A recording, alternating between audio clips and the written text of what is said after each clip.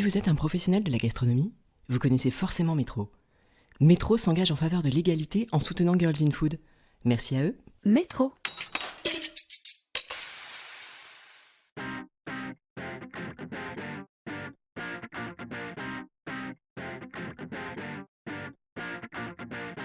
Vous avez l'impression de connaître la cuisine grecque, mais sous l'impulsion de la chef et entrepreneur Dina Nicolaou, elle prend une toute autre dimension.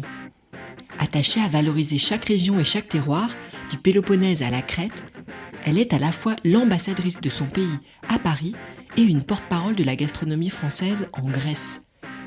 Rien ne prédestinait pourtant à cette carrière celle qui était venue en France seulement pour quelques mois, le temps de finir ses études. Avec sa sœur, elle est aujourd'hui à la tête d'Evie & Van, avec un restaurant, un service de traiteur et plusieurs épiceries. Dans cet épisode, découvrez comment la passion de Dina pour la cuisine française a changé sa vie et de quelle manière elle a transformé ce choix de vie en vision entrepreneuriale. Si vous aimez ce podcast et que vous voulez m'aider à le faire connaître, laissez un commentaire et 5 étoiles sur Apple Podcast ou sur votre appli préférée. Vous êtes prêts à passer à table ? Je suis Adeline Glibota et voici le portrait de Dina Nicolaou dans Girls in Food. Bonjour Dina Nicolaou. Bonjour. Est-ce que vous pouvez vous présenter ? Alors, je m'appelle Dina Nicolaou, je suis chef de cuisine, je suis grecque et j'habite entre Athènes et Paris. Petit retour en arrière. Quelle était la place de la cuisine dans votre famille quand vous étiez enfant ? Alors, comme je viens d'une famille d'agriculteurs, la cuisine, bien évidemment, était au centre de notre quotidien. Toutes les femmes de la famille faisaient la cuisine. Et croyez-moi, chacune avait sa spécialité. Moi-même, je cuisine depuis l'âge de 12 ans. Mais quelle chance d'avoir été élevée dans cet environnement, en baignant dans la cuisine comme ça. Alors, est-ce que vous pouvez nous dire s'il y avait un plat particulier, un plat de fête ou un plat du dimanche ou un plat de célébration qui vous reste en mémoire ? Bon, comme en Grèce, on adore l'agneau, hein, alors le dimanche, d'habitude, c'était gigot d'agneau au four à l'origan. Et à côté, les petites pommes de terre bien citronnées. À l'huile d'olive, bien évidemment. Évidemment. Et quand vous étiez enfant, est-ce qu'il y avait un métier qui vous faisait rêver ? Aïe, aïe, aïe. Bon, alors, comme depuis toute petite, j'étais vraiment attirée par la lumière. C'est vrai. Alors, les métiers d'actrice me faisaient rêver. Alors, j'aimerais bien, alors je rêvais de devenir actrice. D'accord. Et aujourd'hui, vous êtes parfois sur scène pour Oui, présenter voilà. votre travail. Donc, bon, ça se rejoint. Et ensuite, quand vous avez grandi, quel a été le tout premier job que vous avez exercé ? Bon, comme je viens d'une famille d'agriculteurs, aider mes parents pendant les vacances scolaires, ça c'était, on faisait toujours. Et parce qu'il fallait aider dans leur activité agricole. Alors, D'accord. C'est ça, vous voyez. Bien sûr. Depuis toute petite, on était là. Ensuite, en grandissant, donc vous vous êtes orienté vers des études de gestion et de marketing avant d'opter pour la gastronomie. À cette époque, pendant vos études, comment est-ce que vous envisagiez l'avenir ?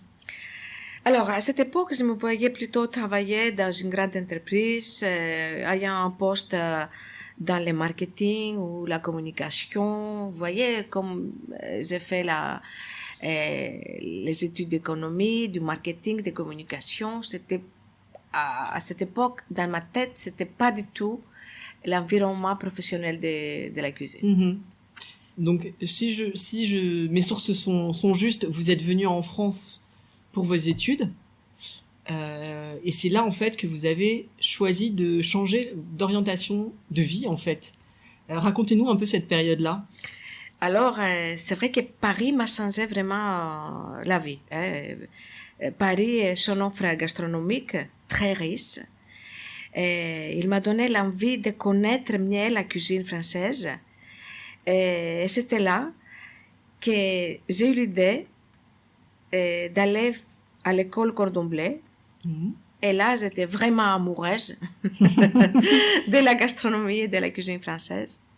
C'était là que j'ai commencé à faire mes études sur la cuisine, sur la gastronomie. D'accord, donc à ce moment-là, vous décidez de laisser tomber vos projets initiaux. J'ai déjà eu mes diplômes, parce que D'accord. j'ai bac plus 6. Alors, mais après que j'ai eu la connaissance de ce monde magique de la gastronomie, alors là, je me suis dit, voilà, c'est ça. C'est vrai qu'à l'époque, c'était pas la métier du cuisinier, c'était pas dans les... Il n'y avait pas l'allure qu'il a aujourd'hui. Ouais, c'était pas aussi glamour qu'aujourd'hui. C'était pas glamour. Et alors, quand j'étais en Grèce, j'avais même pas pensé faire ça comme métier. Mais Paris, pour moi, c'était vraiment... Elle m'a changé la vie. Et justement, quand vous avez suivi ces cours au Cordon Bleu, que vous vous êtes formé dans une école de cuisine française, qu'est-ce que vous pensiez faire? Est-ce que vous pensiez après faire de la cuisine grecque, de la cuisine française? Enfin, qu'est-ce que... J'avais toujours une admiration pour la cuisine française. C'est vrai que son histoire, ses produits. Et alors là, les techniques que j'ai apprises m'ont beaucoup aidé, parce que c'est comme ça que j'ai donné une autre allure à la cuisine grecque. D'accord. Mais vous êtes dit quand même que c'était de la cuisine grecque qui allait... C'était toujours. C'était pratiquement, je voulais changer les idées clichés que les Parisiens, les Français, ils ont eu pour la cuisine grecque. Ouais. Et vous y avez largement contribué.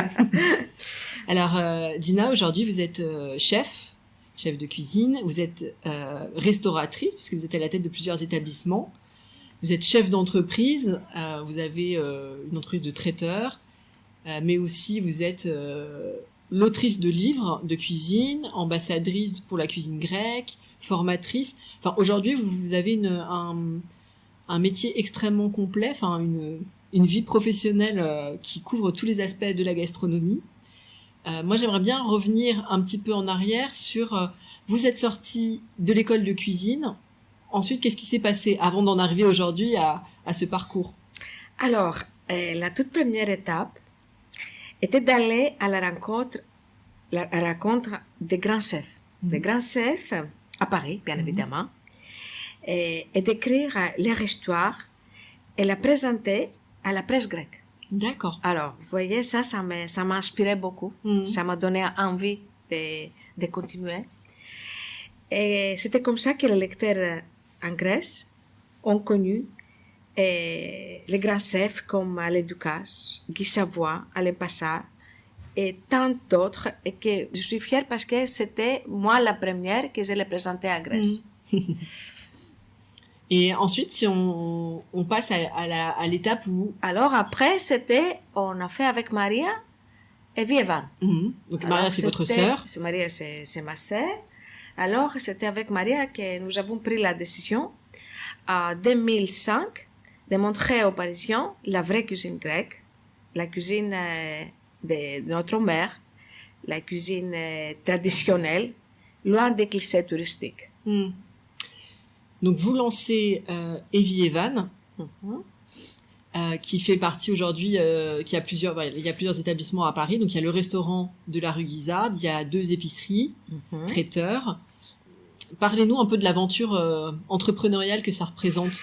Parce que, au-delà d'avoir un restaurant, il faut avoir aussi une vision pour se développer et continuer à faire grandir l'entreprise. Parlez-nous un peu de cette dimension entrepreneur. Il faut bien savoir que on est tellement complémentaires avec Maria. Moi, je suis plutôt c'est la cuisine et la création, et le reste, c'est Maria. D'accord. Ça veut dire que c'est comme ça qu'on arrive, c'est comme ça qu'on peut continuer, c'est comme ça qu'on peut avancer. C'est très important pour nous, parce qu'on peut pas tout faire. Il faut être vraiment, il faut avoir des gens qui sont avec nous. Et avec Maria, on est complémentaires. D'accord, donc c'est ce qui fait le succès, c'est ce qui a Voilà, permis à c'est l'entreprise ça. de se développer. Ça, c'est sûr. Ok. Je retiens aussi dans votre parcours, il y a une dimension transmission qui est assez importante, parce que vous démocratisez un petit peu et faites connaître la gastronomie grecque à travers des livres, des émissions de télé, des cours que vous donnez. Qu'est-ce qui vous a donné envie d'aller vers ce côté-là et pas d'être juste, c'est déjà beaucoup, chef? Oui. Bon, ben, parce que on sait bien qu'apprendre, c'est formidable, mais transmettre est encore mieux. Moi, je considère que c'est notre devoir de partager nos connaissances, de transmettre, de partager. Alors, c'était comme ça que j'ai eu envie de faire des livres, faire des émissions pour partager mes connaissances, pour transmettre. C'est très important pour moi. Et vous faites donc notamment des émissions de cuisine à la télé en France et en Grèce. J'ai envie de vous demander si le fait d'être exposé médiatiquement, ça a changé quelque chose dans votre travail? Le fait que je sois connue au large public, vraiment a changé probablement la façon que les gens me voyaient. Ça, c'est normal. Hein, c'est normal. Mais ça n'a rien changé sur mon caractère ou la façon d'être. Et je n'ai jamais compris, mais vraiment, je n'ai jamais compris l'attitude des chefs qui sont médiatisés et qui se prennent pour les stars. Alors là, j'arrive pas à comprendre comment ils font. Est-ce qu'on fait un métier c'est un métier qu'on a besoin vraiment de travailler beaucoup, on a besoin d'amour, on a besoin de la passion, mais on n'est pas du tout la star. Mais pas du tout, alors là. Il y a certains qui pourraient prendre des leçons chez vous. Non, mais... Alors, vous vivez entre Paris et Athènes, vous nous l'avez dit.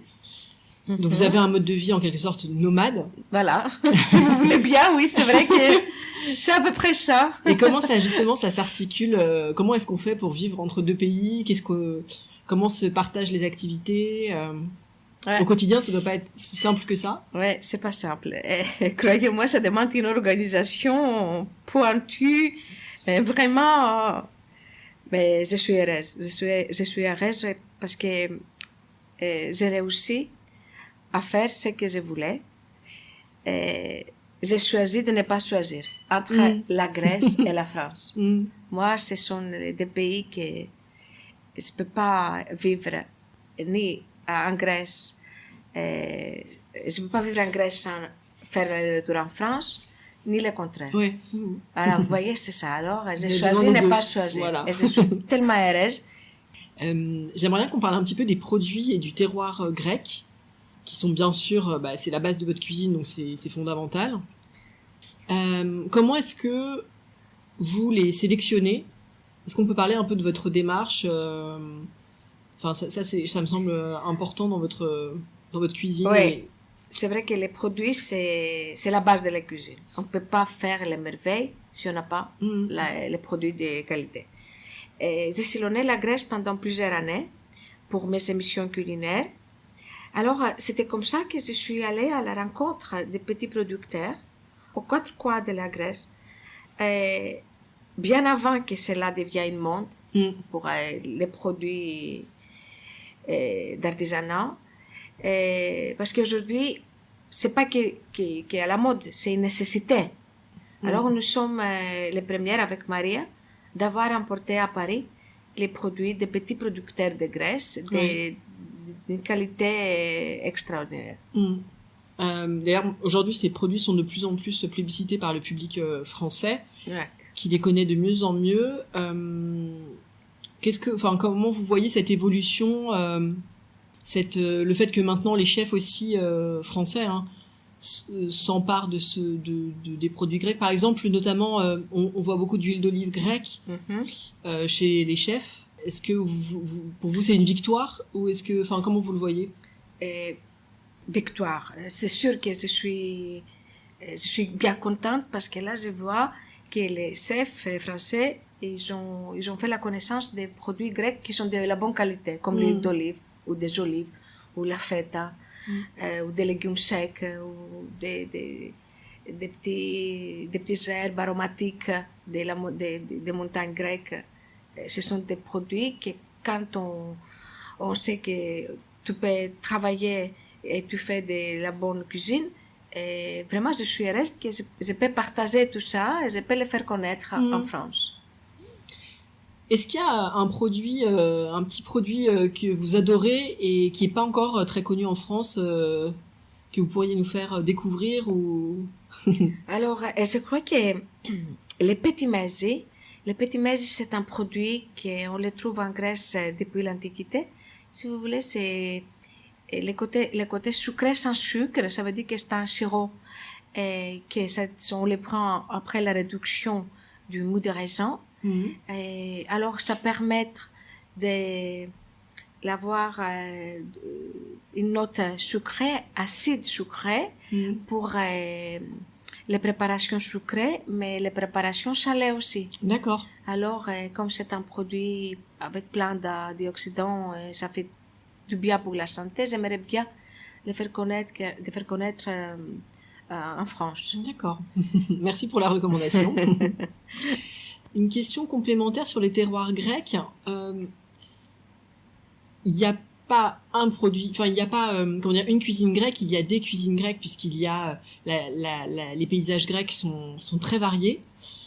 C'est pas encore complètement intégré peut-être à l'étranger. Comment est-ce que vous militez pour faire connaître justement toute cette multitude de cuisines? C'est vrai qu'on n'a pas une seule cuisine grecque parce que la cuisine des crétoise n'est pas la même que la cuisine de Macédoine.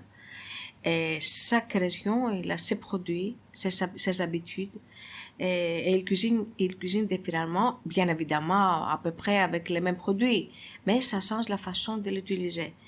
Et alors, nous ici, c'est Vievan au restaurant, mais au traiteur aussi, quand on prépare un plat, quand on le propose, on cite à côté le nom de la région. Par exemple, on peut dire l'agneau confit comme en Péloponnèse, Okay. ou les petits tyropita comme en Crète, ou la salade de légumes secs comme au Cyclades. Oui, vous replacez les choses dans leur vous voyez, à côté, contexte géographique. Voilà, oui, comme ça fait voyager en même temps. Bien sûr. Et ça donne une notion de la région. Si on fait un point sur votre carrière avec votre regard actuel, à quel moment vous avez eu l'impression d'avoir trouvé votre voie? C'est quand j'ai constaté l'accueil positif de nos efforts chez Vievan. C'était là que j'ai compris qu'on est bien placé. Alors justement, en parlant d'Evie et Van, vous avez ouvert une nouvelle adresse dans le 9e il y a quelques mois. Est-ce que vous avez d'autres projets que vous pourriez partager avec nous? Oui, bien sûr. Éventuellement, à notre traiteur, dans un autre coin de Paris, car notre cuisine faite maison, avec uniquement des produits frais, répond aux besoins actuels des consommateurs. Alors, ils nous demandent, on est trop demandeurs. Alors, c'est vrai qu'on est en train de chercher pour un autre point de vente. Voilà, c'est un autre quartier. D'accord. Toujours dans cet esprit de bilan sur votre parcours, est-ce que vous avez eu l'impression que le fait d'être une femme, ça a eu un impact sur votre carrière? C'était pas évident. C'est vrai que c'était pas évident d'être femme dans un métier où les hommes dominent, de s'affirmer par une cuisine étrangère. En plus, dans la Mecque de la gastronomie qui est Paris, c'était pas donné. Non, c'était pas donné. Mais on est arrivé, on est là. Et aujourd'hui, est-ce que dans votre...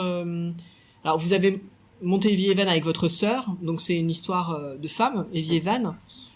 Est-ce que aujourd'hui, la jeune génération arrive aussi également? Oui. Alors, c'est vrai que Evie et Van, c'est une affaire familiale et une affaire féminin, comme vous dites, avec Maria et moi. Et là, récemment, les deux filles de Maria, Caterina et Stella, ils sont ici nous rejoint. Oui. Et Caterina dans les finances et la com, Stella dans le commercial. Alors, nous avons évidemment pas mal de collaboratrices femmes. On aime bien travailler avec des femmes. Alors, chaque fois qu'on a l'occasion, on ne les perd pas. On aime bien être entouré par les femmes. Bon, vous poursuivez cette aventure. Et justement, avec votre vision des deux cultures françaises et grecques, comment vous voyez la représentation des femmes dans la cuisine, parce que bon, effectivement, vous l'avez dit, en France, les femmes sont pas très représentées. En tout cas, elles sont pas très mises en avant. Est-ce que c'est le cas aussi en Grèce? Oui. Et en plus, la différence, c'est qu'ici, les femmes du métier, on peut dire qu'on les valorise un peu plus quand même. D'accord. En Grèce, il y a beaucoup de femmes qui assurent la cuisine dans les petites tavernes, dans des petits restos partout en Grèce, mais elles sont vraiment invisibles. D'accord, ok. Ils sont là que pour travailler. Ouais. Et est-ce que vous auriez un conseil à donner à une femme qui nous écouterait et qui voudrait reprendre le flambeau, marcher sur vos traces, qui serait inspirée par votre parcours? Alors, conseil. Bon. Ne pas avoir peur du travail, ça c'est très important. Ou peur de se mettre en avant, c'est nécessaire ça. C'est un très bon conseil ça. D'avoir des rêves, de persévérer et de revendiquer les petites victoires tous les jours. Et pour finir sur ce sujet de la place des femmes, est-ce que y a des femmes qui vous inspirent particulièrement? Eh oui, ma mère. Oui. Ma mère, avec sa force, ses principes et sa volonté, c'est elle qui nous a poussé d'être autonome, indépendante. Ma mère, c'est mon exemple absolu. Et après, bien sûr, c'est Maria, qui est mon acolyte sur cette aventure.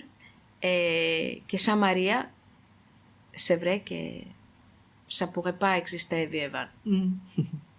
Dina, on va passer à la dernière partie de l'interview, le questionnaire Girls in Food, des questions pour mieux vous connaître. Quel est votre dernier coup de cœur food? Ah oui, alors là, dernièrement, j'ai préparé moi-même un mélange des épices spécial pour les gâteaux au sirop, comme le baklava ou le galactoboureko ou le kadaifi. Et j'ai réussi finalement à arriver à un mélange qui ça me plaît beaucoup, parce que ça faisait des années que je faisais des essais. Et là, j'ai fait mon petit mélange que je l'appelle baklava, et qui est à la base de la cannelle, du gingembre, des noix de muscat, et beaucoup d'autres encore, qui sont secrets. Vous n'allez pas tout nous dire. Et alors là, j'ai réussi. Après tant des années, j'ai réussi à avoir un mélange pour le baklava extra. Est-ce qu'il y a un plat qui résume votre enfance? Ah oui, ça c'est sûr. La tiropita, la figette, la feta, qu'on les fait partout en Grèce. Et nous, c'était les plats familiales. Et moi, j'avais 12 ans quand j'ai fait mon premier tiropita. Et comme à l'époque, j'ai trouvé que feta, c'était un fromage assez acide, en cassant, j'ai mis un peu de miel. Alors, je l'ai fait à ma façon. Déjà à l'époque. À l'époque. Déjà oui. À 12 ans. Et j'ai rien dit. Parce que vous imaginez, s'ils voyaient que j'ai mis du miel dans un plat salé. Mais ils m'ont dit quand même, mais t'as fait quelque chose? Mais comment t'as fait que ça a un goût sucré dans ton tiropita? Moi, je dis, je sais pas, moi, j'ai rien fait. Alors, c'est vrai que la tiropita, ouais, c'est ça, c'est un plat que ça me dit beaucoup. Est-ce qu'il y a un plat que vous avez goûté et que vous n'avez jamais oublié? Alors là, ah oui, un plat signature de Guy Savoie, que je respecte et je l'admire. C'est la soupe d'artichaut à la truffe noire et sa brioche feuilletée aux champignons. Alors, à merveille. Est-ce qu'il y a un aliment que vous détestez? Non. Vous aimez Pas spécialement. presque tout. J'aime tout. Oui. C'est ça mon malheur. Le malheur. Je mange tout. Est-ce qu'il y a un produit que vous avez toujours au frigo ou dans votre cuisine? Oui, le yaourt grec. Ah. Ouais, ça, parce que je l'utilise partout dans ma cuisine. Et je peux vivre même les journées entières avec du yaourt. Et que je peux faire le matin avec un fruit, je peux mélanger l'après-midi avec du miel, et le soir comme ça avec une tomate. Si j'ai du yaourt à la frigo, c'est bon, Tout va bien. Quelle est votre recette fétiche, celle que vous faites tout le temps à la maison? Alors, ce sont des crevettes saganaki que mon mari et le garçon adorent. Et ça veut dire que ce sont des crevettes avec la tomate fraîche et que j'ai fini avec le petit maïs à la fin et je rajoute la feta. Et on le met au four. Et justement, quand vous êtes en cuisine, qu'est-ce que vous écoutez? La musique. Vous écoutez de la musique? Oui, beaucoup. Musique. Ça me plaît beaucoup, ça me donne envie de continuer, j'ai envie de, j'ai l'impression que c'est reposant. Ça peut être la musique classique ou ça peut être la musique française. Mais je suis plutôt rétro, hein, dans les années 50, 60, 70, vous voyez.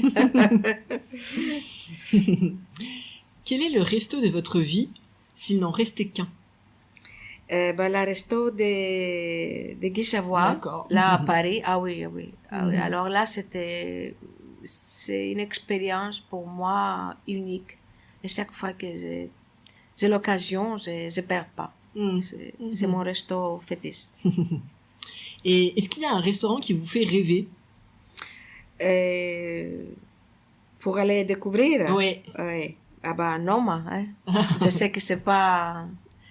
Ça fait rêver beaucoup de monde. Tout le monde, oui, je sais. Mais oui, Noma. Oui. Dina, dernière question de cette interview. À quelle femme souhaiteriez-vous passer le relais au micro de Girls in Food? Alors ça sera bien, j'aimerais bien écouter une femme, une chef marocaine que j'adore, Myriam Charkaoui, elle a fait un chemin dans la mode de la cuisine extraordinaire. Elle travaille au Maroc et en France et à l'international aussi. Alors, j'aimerais bien l'attendre, Myriam Charkaoui.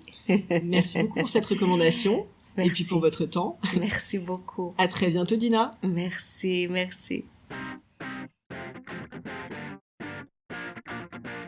Un grand merci à Dina Nicolaou pour sa participation à Girls in Food. Si ce podcast vous plaît et que vous voulez m'aider à le faire connaître, mettez-lui 5 étoiles et laissez un commentaire sur Apple Podcast ou sur votre appli préférée. À bientôt pour une nouvelle interview de femmes inspirantes.